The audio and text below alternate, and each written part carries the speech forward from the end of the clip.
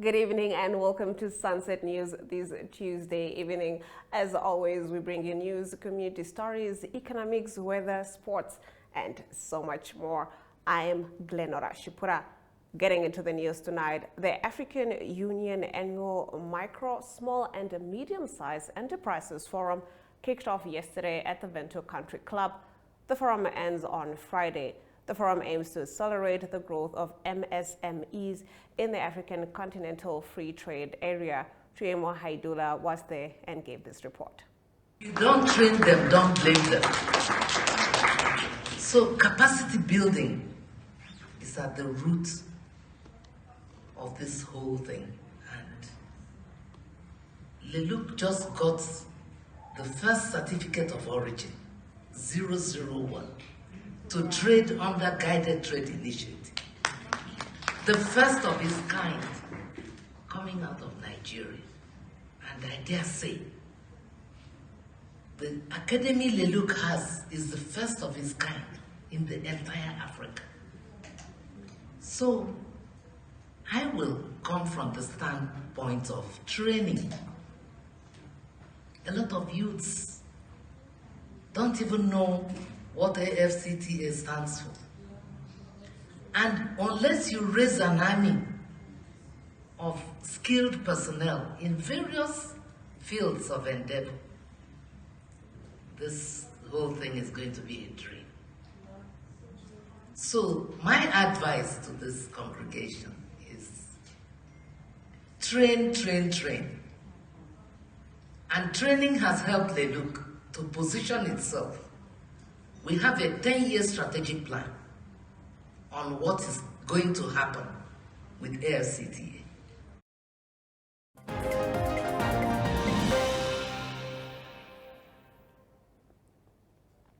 In our next story, Ian Dupont, deputy head of the EU delegation to Namibia, speaking at the media launch of the 2024 European Union Film Festival at the Franco-Namibian Cultural Center today in Windhoek. It was organized by the delegation of the European Union to Namibia, in collaboration with its member states and the local film industry.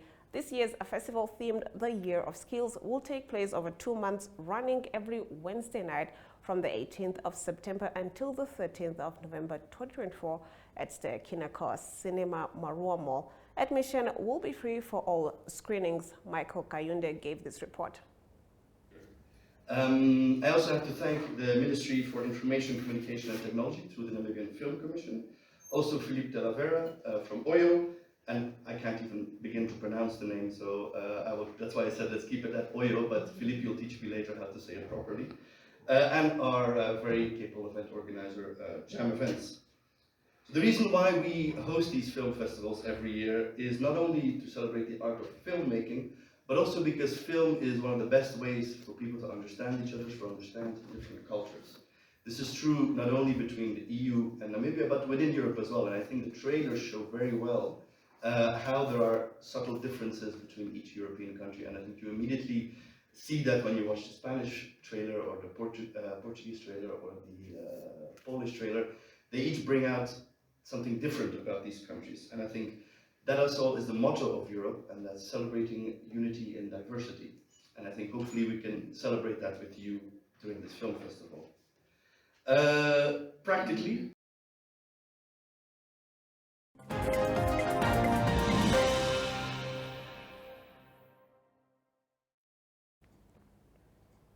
the Katima Mulilo Magistrates Court handed down 18-year prison sentences to Judge Simbalatani, 41, and his father, Clement Simbalatani, who's 69, for the murder of Lemi Mutonga, who was 52, a former deputy director at the Ministry of Works and Transport. In addition to the murder charges, both were sentenced to an extra 2 years each for illegally possessing a firearm. Kellyson Sibalatani, 32, and Patrick Sibalatani, who's 47, also received 2-year sentences for assault with intent to cause grievous bodily harm. George's son was convicted of murder with direct intent for shooting Mutonga on the 6th of June 2019. Clement's father was found guilty of directing his son to carry out the fatal shooting. Now, at the time of his death, Mutonga had been in the Zambezi region to move his cattle from a temporary post in Bukalau to Niziabo village in Kabe South constituency. That concludes our top stories. On the other side of the break, we take a look at what's happening in the entertainment news.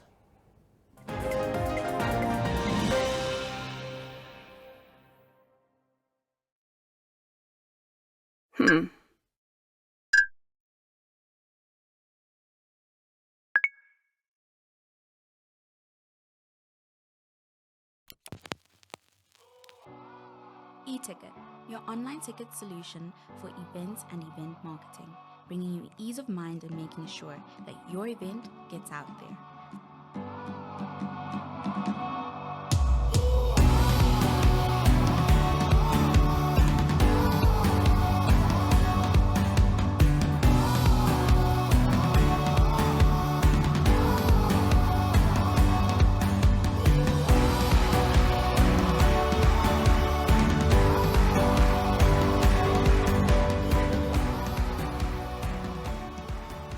For more information, contact events@nmh.com.na.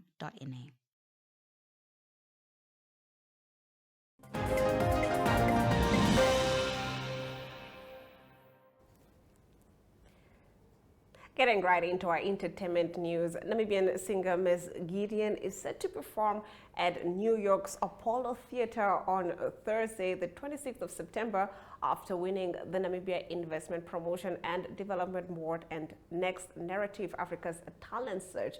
She will perform at the Bridge event alongside Afrobeat stars Adegule Gold and Patron Longing.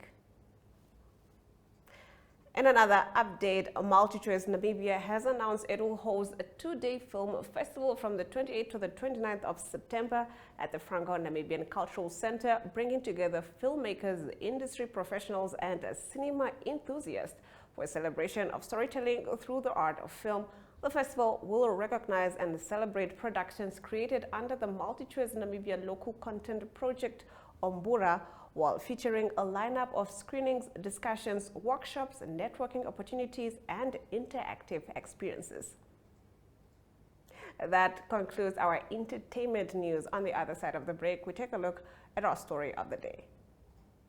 Welcome to Namibia, where adventure meets tranquility. With Enjoy, you have access to a wide range of accommodations to suit every traveler's taste and budget.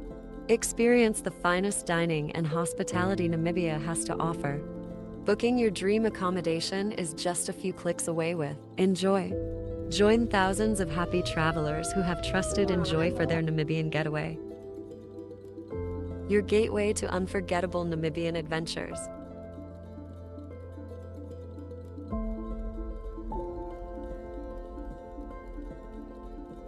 Visit us today at enjoy.my.na.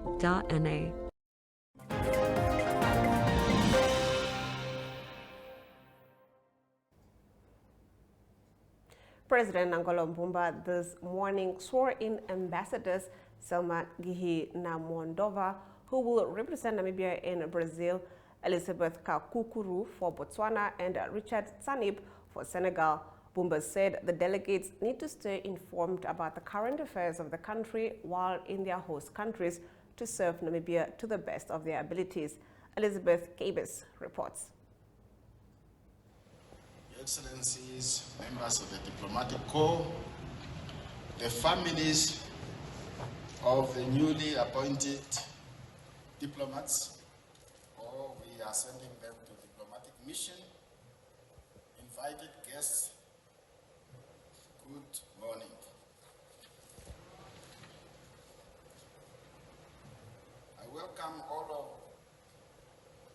I welcome all our new heads of mission to State House. This is indeed a proud moment for you, for your families, and for the Namibian government.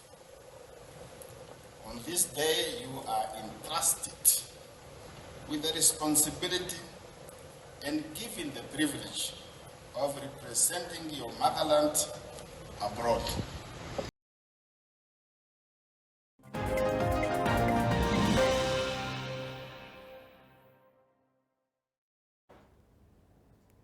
Ray Sussman, who walked the length of Namibia, managed to raise $66,900 million through her work. We take a look at this story in our community talk after the break. Connection. It's in the human touch, the feeling of belonging. It inspires us and empowers us, creates clarity from complexity. It starts new conversations, unlocks the power of advice, and makes an impact on your life. At Alex Forbes, we pioneer insight to provide you with advice that connects your decisions of today to your impact tomorrow.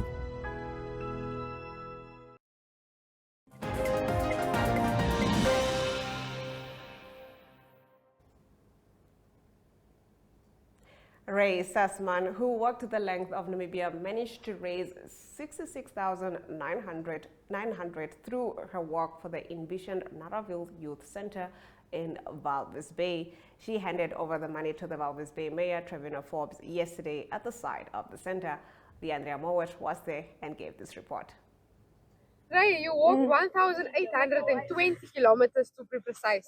Just tell us about the experience. How was it? It transformed my life. It was very tough. It was very hard. There were days when I thought, oh my goodness, what am I doing? Will I be able to complete it? But it's given me trust that everything is always fine. Trust on the journey. Trust the journey of your life. Everything will always work out well, and it did. Every single day, I was always safe. I had a place to sleep. I had water. And the Namibian population, every single person assisted me with warmth and kindness, and I'm so grateful for that. So it was phenomenal. Exactly, that's Namibian people, Nah. Namibian spirit. Ray, tell us what's next for you? So now I'm off to the north of Namibia. I can't believe I'm moving to the north, and I will be coordinating the CJOF project, which is a vocational training center in the north on the Kwandu River near Kongola, and I'm very excited about it. Now it's through your walk that you also got this opportunity. Yes, through my walk. So I visited the CJOF project while I was walking, and I arrived there on the Friday. On the Monday, the last day of my walk, they called me and offered me the job, and I accepted on the spot because it's amazing. It's such an amazing opportunity. Exactly. Do you think you'll walk again? Definitely, but I don't know where and for how long or when even. Maybe I'll just do the northern part, the rivers of Namibia. I'm not sure yet, to be confirmed.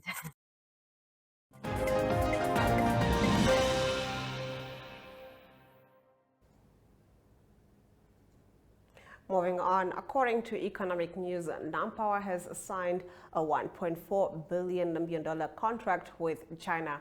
We expand on this after the break.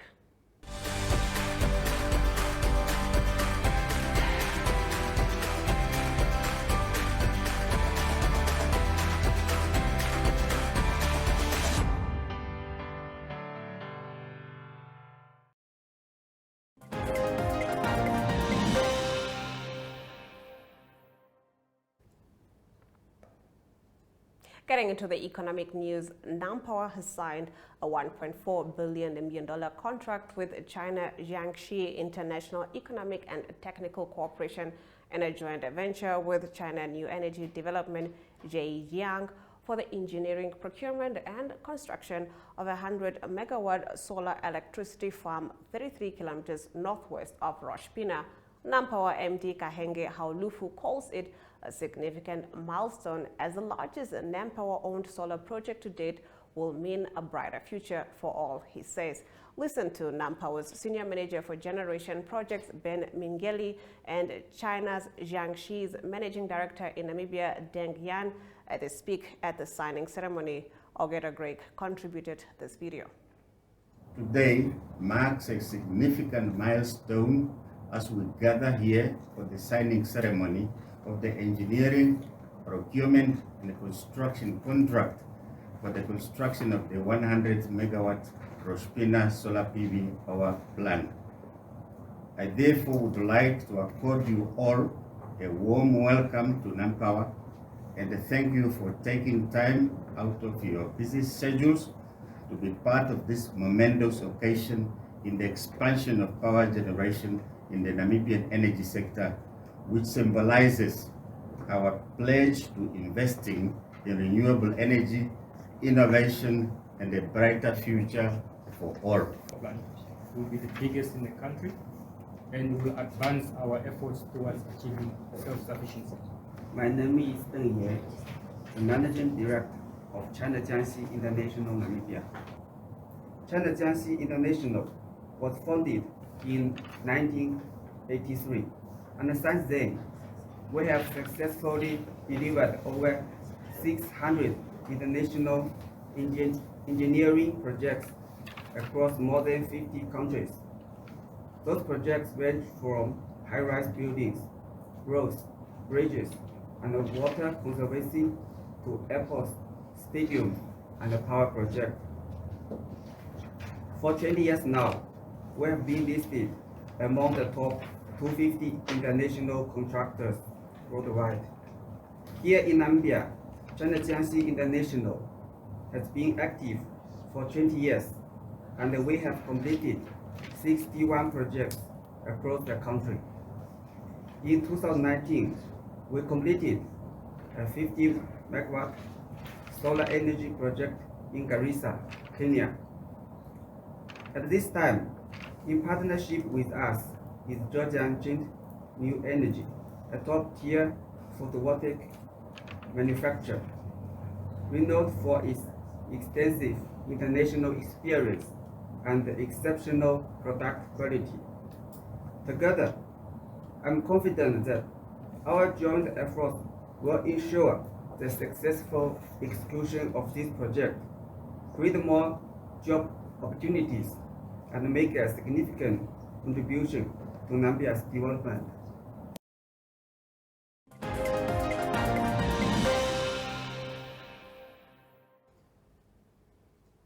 That concludes our economic news. Let's take a look at our financial indicators.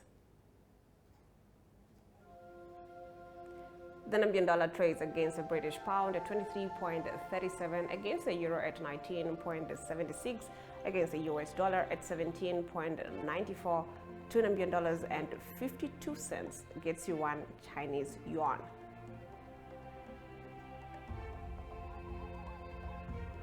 On the commodities market, all major commodities went down, with Brent crude oil trading at 3.34%, going for $69 and 93 cents per barrel.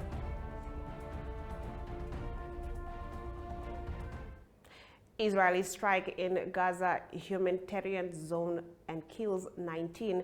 This is according to Hamas-run health ministry. We get into the story in our international news. Stick around. Neopaints has established a 67-year Namibian legacy, creating personalized paint solutions that blend quality and innovation for the Namibian people. We pride ourselves in being a 100% Namibian-owned company, investing in our country and our people by employing and empowering true Namibians. With every brushstroke, Neopaints commits to our quality guarantee and always delivering a coat of excellence. At Neopaints, we always stay true to our country. We are as Namibian as you.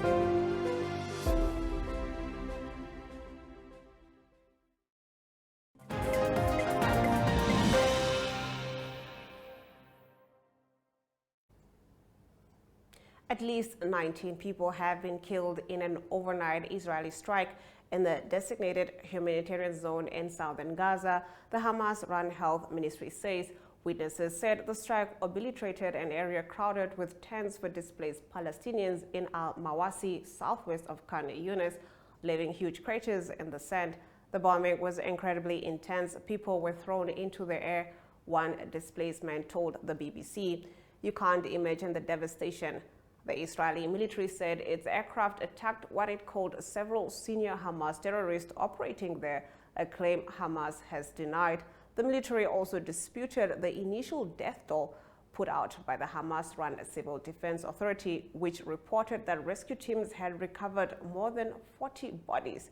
Now, hundreds of thousands of people from other areas of Gaza are living in dire conditions in Al-Mawasi after being told by Israel to evacuate there for their safety. The UN says the humanitarian zone spans only 14 square kilometers and lacks critical infrastructure and basic services, while aid provision is limited due to access and security issues. That concludes our international news. Let's take a look at the weather predictions.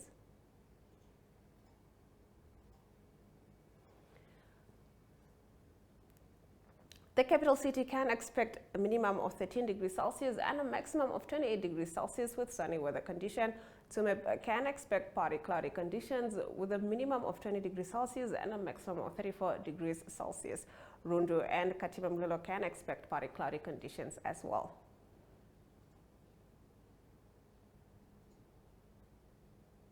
Andis Bay can expect a minimum of 11 degrees Celsius and a maximum of 17 degrees Celsius, while Rehoboth can expect a minimum of 15 degrees Celsius and a maximum of 29 degrees Celsius with sunny weather conditions. We now head over to the sports desk, proudly brought to you by Sports Wrap.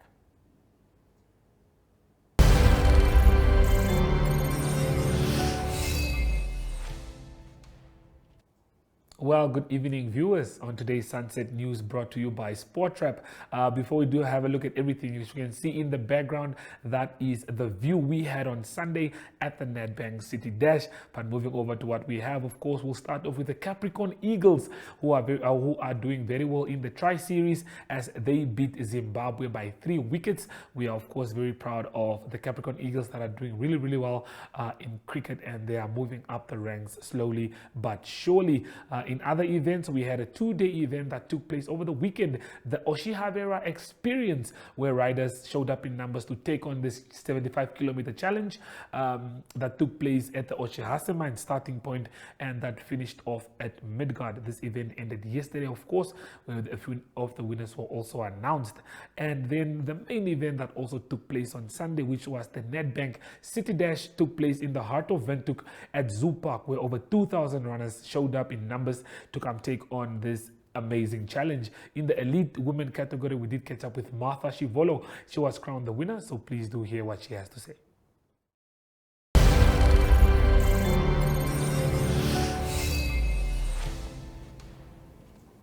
Good evening and welcome, that is to the Sunset News Sports section courtesy of SportRep. I'm Jesse Jackson Kauraitha. Namibia's first woman to serve as an official arbiter at an international competition has set her sights on returning with an International Arbiter IA title in the upcoming 45th World Chess Olympiad in Budapest, Hungary from today until 23 September. Namibia will be making history as fight arbiter El Shaddai Aluteni, the nation's first woman to act as an official arbiter, accompanies the national chess teams. Aluteni, who works as a project manager at Standard Bank Namibia, said she hopes to make the country proud and return with the IA title from Budapest. Returning to chess, she was first introduced to playing chess at Emma Wochenel Primary School, where it was part of the curriculum. Despite stepping away from the game in grade 3, her passion for the game was rekindled when she met a fellow chess enthusiast, Kamutua Shatindi, at the Polytech of Namibia, now the University of Science and Technology, who drew her back into playing chess. The playoffs for the Namibian Fistball season will take place on the Escavalier grounds this coming weekend. It serves in the opening match will be on Friday at 17:15, when the under-18 category will determine its league champion. The first matches of the National A League and B will start on Saturday from 8 o'clock in the morning. In the Youth League, last year's winner Escavalier A goes into the playoffs as the favorite. After the first 4 league rounds, the Green and Whites are top of the table, leading by 5 points ahead of SFC A. In the first semi-final, Escavalier A will face club colleagues Escavalier C, while SFC A, a string outfit featuring 6 national players, will play against Escavalier B. In the second semi-final. The Royal Blues need to improve their performance as they have not performed as expected this season. That brings us to the end of tonight's sports news. Good evening.